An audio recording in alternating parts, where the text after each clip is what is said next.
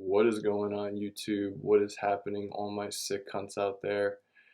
It is Dante back with another video, and in this video I'm going to be taking you through my chest workout. And recently I've been incorporating a lot of stretching into my workout, which is why I'm recording this video, because I do a lot of stretching with the cables. I do a lot of stretching with dumbbells and barbells, and I just feel like it helps me get a better mind-muscle connection when I'm doing my workouts. So hopefully I can explain this information and give you guys some helpful tips that you could use yourself. So yeah, let's just get into it. Okay guys, so today's workout is going to be completely focused on mind-muscle connection, stretching, and how to utilize the eccentric portion of each of these workouts. So as you could see, I'm warming up with 135 on incline, very slow on the eccentric portion, just so you can get more time under tension, because your ability to control the weight is just as important as the amount of weight that you're pushing, if not more important for bodybuilding specifically. You could throw around a whole bunch of weight, but if you don't feel the muscles being worked, then most likely you're going to cause muscle imbalances, and then as a result of that, injure yourself. So I started with the incline bench, and I've been doing all my sets paused, both incline and flat. And the reason I started with incline is because it is a more chest isolated movement than the flat bench press. I'm not saying the flat bench press will not grow your chest. It is a great movement to grow your chest, but the incline is more targeted towards your upper chest, and it will grow your chest more than any other muscle group. And here we move on to a seated dip. Now with this, again, we're focusing on the eccentric part, the part where we're going up, keeping the tension on the front delts and also the upper chest. Now you want to get those connective points between your muscles stretched out, and that's the key here. You have to focus on where your muscles connect and how you can stretch them so you can feel that connection more. Now, don't get upset if you can't feel that connection in your muscles right away. It's taken me years to actually develop a decent muscle connection, so because you don't have muscle, you won't feel a connection. But for some people it's different. For some people, they have different genetics. But I don't like when people in the fitness industry say that mind-muscle connection was a beginner mistake, because you can't have mind-muscle connection without muscle. So if you don't have any muscle on your frame, obviously it's going to be harder for you to have a better connection.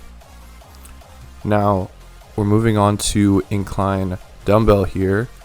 I'm just working with 60 pounds, and I do all my incline dumbbell work one arm. And if you noticed, my arm that is opposite to the arm that I'm using to press is holding a portion of the bottom bench here, and I'm just trying to stretch my right arm, as you see in this clip right here, out so my chest gets a stretch on the right side, and then the left side is stretching out the left side even more because my right side is stretched out. So this is how you can actually build some decent chest width, is if you just become aware of how the opposite side is stretching out. And not only that, but it will allow you to keep chest tightness, and then it will make the exercise easier, but at the same time stretching your chest out even more. And one other thing I'd like to mention, and some people may give me some slack for it, is the fact that I do go all the way down past parallel to my chest when I'm doing this. And a lot of people will say that this will cause shoulder impingement, but this is the way I've been practicing it for years now. And I would say yes, it would cause shoulder impingement if you are not used to it, but If you start off light and just focus on the stretch and then just slowly build up over time, then you'll have no problems.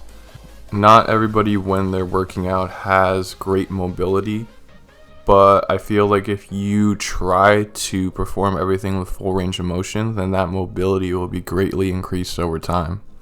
And then eventually you'll just be able to feel more connected, feel your body, and be able to go full range of motion with no problems. Okay, so now we move on to the decline press. And as you can see, I have my opposite arm holding my opposite leg, which is not performing the movement. And I do this so I can squeeze the right portion of my chest, as you see in this clip, first. And then as I'm pressing, I squeeze the left portion of my chest.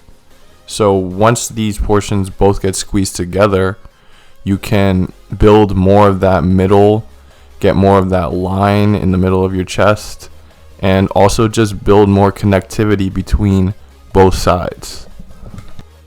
And here on the cables, we kind of have a little bit of the same thing when I hold my left side here. Usually I'm holding the opposite side too, just like on the decline press, but either way works just as well. So I do this just as a stability thing, because if I was doing this one arm with no stability, then it'd be hard to isolate my chest. I just feel like when I'm holding my leg with the opposite arm, it could stabilize my lats, it could stabilize my chest, and it just makes it easier to focus that portion, and it also makes it easier to perform the movement. I'd say whenever you're in the gym, you should just experiment with different movements, If you're new to the gym, then just follow the exercises as it is. But if you're more of an intermediate advanced lifter, I would say get creative with it, like see what you could do, see how your body feels when you turn a certain way, because your body actually reacts and grows more with multiple sources of stimuli. So if you truly want to grow your body, then you have to keep switching it up. You have to keep it fresh, keep it new, And as you saw before, I was just stretching out my chest with the cables there, and I've been doing that recently, and you're gonna see it again when I do it with the cables with one arm. And as you can see on this set of cables, I'm just holding my side with the other hand, and this just has the same effect as you grabbing your leg. It's just used as a stabilizer. So you can experiment with anything, or just experiment with something that I haven't shown here, and maybe it will work for you. So yeah, you don't have to do everything that I do. Just figure out something that works for you, and just apply it to your training. Now here is what I was talking about before when I'm stretching out with one arm. So I just hold one side, and then I also hold the other side with the cable, and then I just lean forward a little bit like so, and this gives me a real nice stretch across my body, across my biceps, connected through my chest. So this has been feeling really good to do this, and then do my volume sets afterwards to pump some blood into the muscle. So I like combining the two, the stretching and then the actual sets themselves, because I feel like this will stimulate more growth within the chest. So yeah guys, that's all I got for you today. If you're feeling generous, then hit that subscribe button. If not, then no harm done. The next video will be me detailing my back day and all the stretching I do for that, so be on the lookout. And here is just me flexing at 215 pounds bulky. See you guys in the next one. Peace.